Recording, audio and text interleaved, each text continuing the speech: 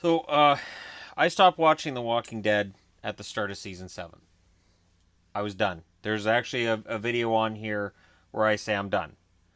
And even at the time that I posted it on Facebook too, and I had people saying, you'll start watching it again. You're not that upset. But there's fundamental problems with The Walking Dead. And I think that's why they've lost 5 million viewers from where they were at their height to where they are now. They are losing a ton of viewers. A lot of them. So I'm gonna do 10 reasons that I can see why it's losing its edge. Um, age. The show is starting to look. A lot of the storylines are kind of rehashed, and it feels like we're following the same formula over and over and over again. You know, you bring in the big bad, which usually initially is seen as a potential savior of, and I don't mean that as like, oh, savior, haha. No, I just mean they're seen as potentially the solution to all of the problems. How long have we seen them walking to somewhere, and then when they get there, whoops, all fell apart. Whoops, all fell apart. Nope. Farm, prison, Alexandria. Doesn't matter where they end up. And it's just getting older, and it's getting harder and harder to get into it. Number 9. And this is a complaint that I have had the whole way along. It's slow. The BBC, the way they do shows, which is usually a 6 or 13 episode run, is fantastic. If The Walking Dead wanted to keep itself from showing its age, they would cut down on the number of episodes. There's too many. There's too many episodes that are just walking around, arguing, moping, talking about food. We gotta do a food run. Let's do a food run. There'll be zombies. One of the secondary characters will get killed while we're running around getting up food. And then the episode's over, and you're like, they didn't get any closer to their goal. So you feel like you wasted an hour of your life. And I went through that a lot over the years. But I was like, you know what? All right. But I like the characters, so we're good. And that's the next problem. Um, where it started going off the rails for me is when Beth died. And it's not because they killed Beth off, it's how. It was done for shock. And the show does it a lot. And I'll come back to that. But Beth in particular, it just felt like there were a lot of storylines with Beth that weren't completed. And they threw this in there sort of as a gotcha on the audience. And you got to watch it because your audience is attached to these characters. And that's part of the problem. Number 7. And this is a rumor that's coming out now. Cost cutting. So, Lauren Cohan, who plays Maggie, is rumored to be in line for her own show on ABC. That she may have a pilot for ABC this coming fall. They're going to kill Maggie off, in other words, because she wants money. And the network and the show are saying, no, we're not going to give you what you want. Another one that may see herself written out because she's going to demand more money now, Michonne. The actress who plays Michonne, of course, was in Black Panther. So her asking price will go up. So one of the rumors about Carl was they killed him off because he was about to turn 18 and they'd have to renegotiate a contract with him, and his dad was being a prick. So, well, we'll just kill Carl off. But you're just wiping out characters that people care about to save costs. Number 6. Before they killed off Beth, they killed off Andrea.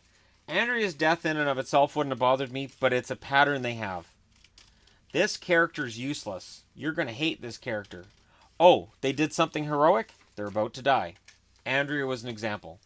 Useless. Couldn't shoot anything. She was nervous around guns. Finally figures out how to shoot a gun. Shoots Daryl. And I remember yelling at my TV when she did it and being really angry with her. And then they made her useful, and she was actually a decent character during that whole arc with the governor. And I was like, okay, and she was going to go back to Rick and the gang. And I was like, this is going to be very interesting. And then she's dead. And it's like, oh, okay. So after a while in The Walking Dead, I would watch useless characters, and when they did something useful and heroic, I knew they were about to die. That's a bad formula because viewers see it and it's manipulative. It's a way of saying we're going to make you hate this character, and then when we make you like them, it means they're going to die. It's just, it's sad. And number 5, and this is related again. I don't think we've ever got past Sophia. So in season 2, Carol's daughter goes missing, and we don't know where she is until the end of season 2, and she's in the barn. She's one of the walkers. She's one of the zombies in the barn. Ever since that moment that just stunned a number of viewers, there were some who had it figured out. There were some viewers who said she's in the barn. She's in the barn with the other walkers.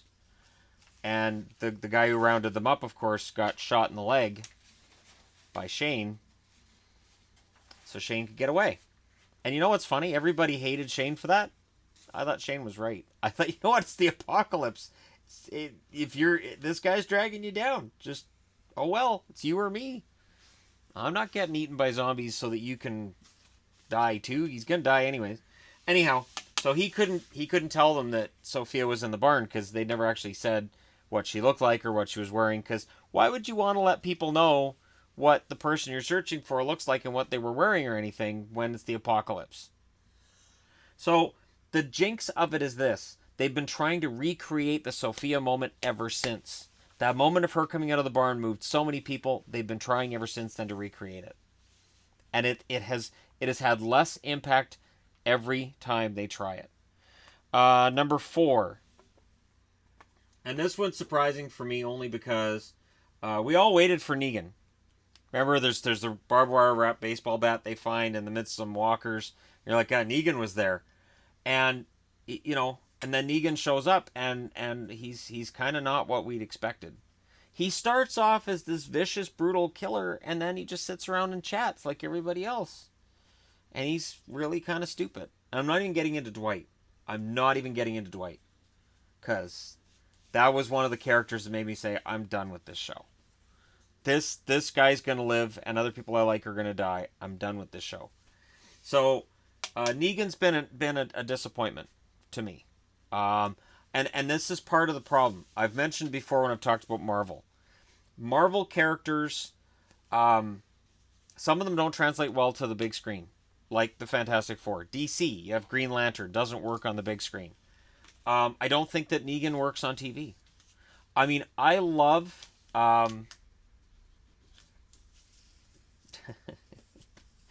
Jeffrey Dean... Yeah, alright. I know the name just went out. Jeffrey Dean Morgan? Something like that. Anyways, I don't want to get caught up in the name. I've liked him since he was Sam and Dean's dad on Supernatural. I was really upset when they killed him off at Supernatural. And I loved him in Watchmen. His character is one of the reasons I love Watchmen. Secretly, and don't tell anybody. Negan's been a disappointment. Because he's very ineffectual. And there's a lot of talking. So that by the time a war breaks out, guess what? I haven't been watching for over a year. And anytime I try to sit down and watch it, I'm just really disappointed with Negan. I'm really disappointed with the storyline that's going on there. At number 3. And this is part of the problem. Really, zombie movies are follow a simple formula. Introduce a bunch of characters, and they're all dead by the end of the movie. There might be one survivor, but if you watch after the credits or during the credits, there probably isn't. The original Dawn of the Dead, you have, I think it's 1 survivor or 2, and you can tell they're not going to a good place. So even when they're saved at the end of the movie, you're like, yeah, they're still going to die. Day of the Dead, I think there's a couple of survivors, and again, it's the same thing. The remake of Dawn of the Dead, all dead. Everybody. Night of the Living Dead, when they remade it, everybody's dead. This is a series where you've got characters people care about. It's not the same as a movie where you can introduce characters and kill them off. You have to have episode after episode after season after season. We grow to care about these characters, and it gets harder for us to follow a series where main characters are getting killed off. Because unlike a movie, all the characters die and it's over. They want us to keep watching. So they say, all right, we killed off these characters you care about, and here's a bunch of new people. And you see the new people, and for me, I go, well, they're all going to die. I don't have this problem with Fear the Walking Dead either. Fear the Walking Dead, the core cast that it feels to me like are the ones that need to survive are still alive on the show. The smart ones, the ones that are survivors, are still alive on the show. And I'm okay with it. And Fear the Walking Dead, to me, has surpassed The Walking Dead. Because it's not trying to be something else. We'll see what happens when Morgan crosses over. We'll see how that turns out. I'm kind of concerned about the crossover. Number 2, and this happened last week. They killed off Carl, or if you're Rick Grimes, Coral. Um, and again, this comes back to cost cutting. Apparently, it had to do with the actor wanting more money when he turned 18, and they didn't want to pay him, so kill him off. They didn't kill him off in the comics. The whole comic builds it up that Carl is hope for the future because he's one of the few children alive. What does Rick have to live for right now? My issue is this. With Carl dead, they have to kill off Rick now too. Rick's lost everybody. Michonne? Well, look. Cost cutting. Michonne may be gone too. Michonne may be on her way out. So what's left for Rick? And if Rick goes and he's the emotional center of the show, and I mean, we've seen him go crazy how many times, then what? And I think part of the problem I had with the show, and I was starting to have with the show, was this has no end. There's no resolution to any of this. It's just death and murder, and I just didn't like it. And my number one reason for I believe, and I know, this is definitely when they started losing viewers quickly. The deaths of Glenn and Abraham. Negan's first episode, and he kills Glenn and Abraham, and it was senseless, and it was pointless, and it was so vicious, and it makes no sense that Negan has been so reasonable since then. And that Rick's group didn't just go completely psycho the whole time. And, you know, for me, it was that the deaths were too brutal. They were senseless. We'd gone through half of a season of an arc where Glenn might be missing, Glenn might be dead, and Maggie's all upset, but Maggie finally comes to peace with it and realizes Glenn's dead. And as soon as she said Glenn's dead out loud, I went, okay, so Glenn's still alive. And then, against all odds and all rational thought, Glenn's still alive. And they reward us for that emotional reunion of the two of them together by 2 or 3 episodes later killing him off senselessly. And I mean, people will say, well, they did that stick with the comics. Well, they stick with the comics when it suits them. They don't the rest of the time. It's a series that I really think needs to go, but because it's still one of the highest rated shows on AMC, it's not going anywhere. And that's really the trick. It's not going anywhere. At all. Every set, every I can turn it on now, and every episode to me feels the same. People are sad, people are mopey, it's the apocalypse, and you'd be mopey in the apocalypse, I get it. But there's only a certain number of times that you can be shocked before you go, well, what else is on TV? Again, because it's not a zombie movie, there's no end to it. There's no end. And I understand that the comics are still a large influence on the show. Great. I don't read the comics. A lot of people who watch the show don't read the comics. There are a lot of older viewers who are into the show that didn't read the comics. So you bring in all these characters and it's fine and it's fun, but then you deviate from the comics and you kill off people you shouldn't, like Andrea. In the comics, Andrea and Rick are married, which to me makes a lot more sense than him and Michonne when they were first thrown together. I'm like, what? Really? Really? Rick and what? No, what? Really? Like, and there's still part of my brain that finds that really weird, because to me, Andrea was a better pairing with Rick. Absolutely. And it's sad because there are great moments in this show. Sophia in the barn was a great moment. It was a sad moment. It was a great moment at the same time. My heart sank when she came out of that barn.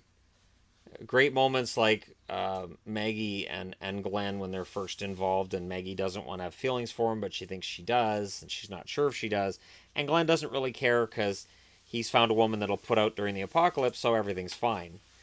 And now the fact that Maggie could be gone next. I mean, Maggie and Daryl were the two reasons I was still watching the show, and back when the 7th season started. And when they took Glenn away from Maggie, I'm like, well, she has nothing left to live for.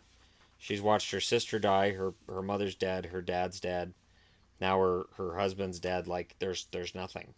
So It's pretty upsetting, you know. And at some point, you can't shock the audience anymore. So let me know what you guys think. If you're still watching or not watching, and what made you quit watching. You guys can let me know anything you'd add to my top 10 or any of my top 10 you disagree with. But again, let me know your thoughts. Don't forget to hit like and subscribe if you're browsing your way through, happened upon this video, and thank you so much for watching. I'll talk to you again soon.